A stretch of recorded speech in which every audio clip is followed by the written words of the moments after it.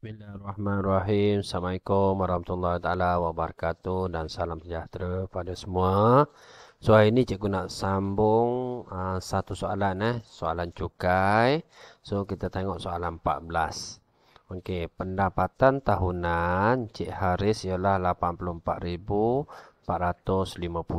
Okey, so dekat sini dia bagi pendapatan tahunan. So bila dia bagi pendapatan tahunan, pelajar take note lah dekat sini. Okey, dia nak cari pendapatan bercukai. Yang ni take note. Okey, jumpa saja pendapatan tahunan, dia nak pendapatan bercukai. So, pendapatan tahunan dia 84,450 pada tahun 2021. Jadual 2.1 menunjukkan pelepasan cukai. So, jadual 2.1 tu dekat sini Okey, pelepasan cukai yang dituntut, dan jadual 2.2 menunjukkan keratan kadar cukai pendapatan individu. So 2.2 ni kadar cukai pendapatan individu. Okey. So kita tengok soalan.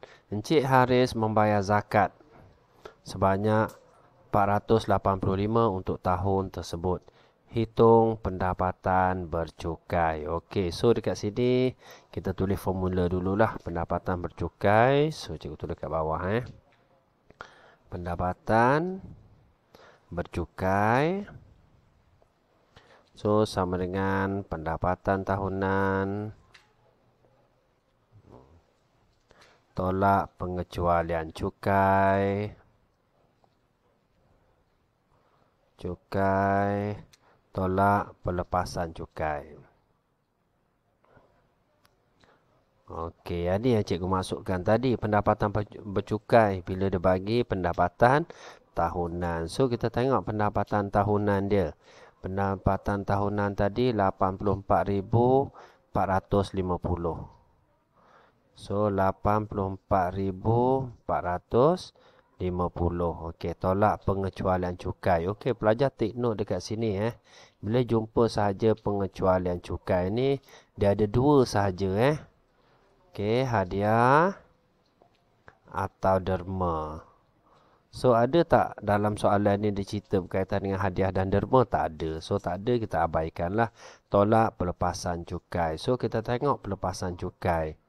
Okey, so dekat sini pelepasan cukai. So, individu 9,000, insurans hayat dan KWSP 8,350, tapi limit dia bagi pada kita 7,000 So dekat sini kita potong siap-siap, kita tulis 7,000 sebab dia dah lebih. Jadi kita ambil maksimum. Okey, gaya hidup pun sama juga. 2,550. So kita potong kat sini 2,500 500. Okey, perbelanjaan perubatan. So 1,250, dan anak yang belum berkahwin dan berumur 16 tahun 2,000. So kita total siap-siap dekat sini pelepasan cukai. Okey. So kita tambah 9,000 tambah dengan 7,000 tambah dengan 2,500 tambah dengan 1,250 tambah dengan 2,000. Okey, so kita dapat 21,750. 21,750. So kita tolaklah 21,750. So kita tolak, kita dapat berapa ni? Okey, 84,450. 84,450. Okey, tolak dengan jawapan kita tadi. So, kita dapat 62,700. So, 62,700. Okey, settle untuk soalan yang pertama. Pendapatan bercukai. Okey. Hitung cukai pendapatan yang perlu dibayar. Okey, ni cukai pendapatan yang perlu dibayar oleh Encik Haris pada tahun tersebut. So, kita cari cukai pendapatan dulu. So, cukai pendapatan.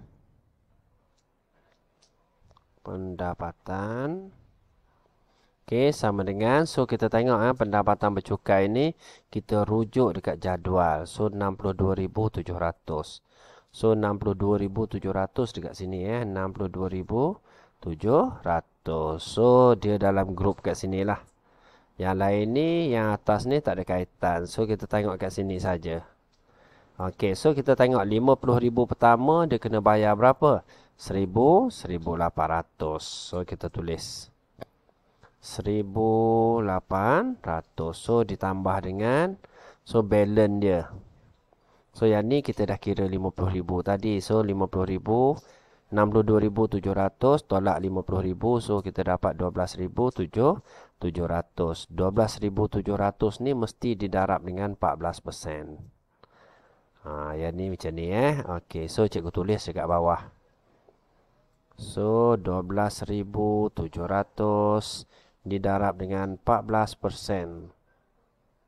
Okey, so kita kira 12,700 okey, didarab dengan 14/100 lah, 14%. So, kita dapat 1,778. 1,778. Jadi, cukai pendapatan dia kita tambah tambah dengan 1,800. Okey, so kita dapat 3,578. So, 3,578 ni cukai pendapatan dia lah. Tapi dia kena bayar berapa? So, dekat sini kita tengok. Dia ada bayar cukai dekat sini Dia ada bayar bukan cukai, dia ada bayar zakat. 485. So, kita tolak lah. 485. So, kita dapat tolak dengan 485. So, dia kena bayar 3093. 3093. Yang ni kena bayar.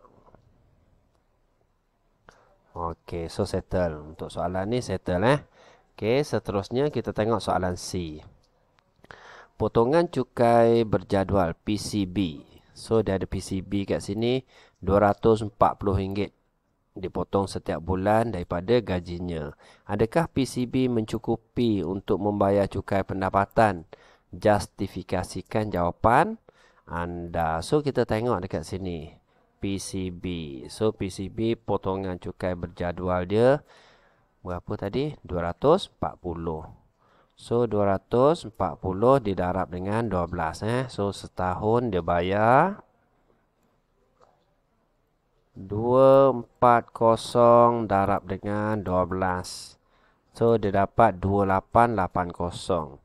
2880. So, kita tengok dekat sini cukai pendapatan ni lagi tinggi daripada PCB.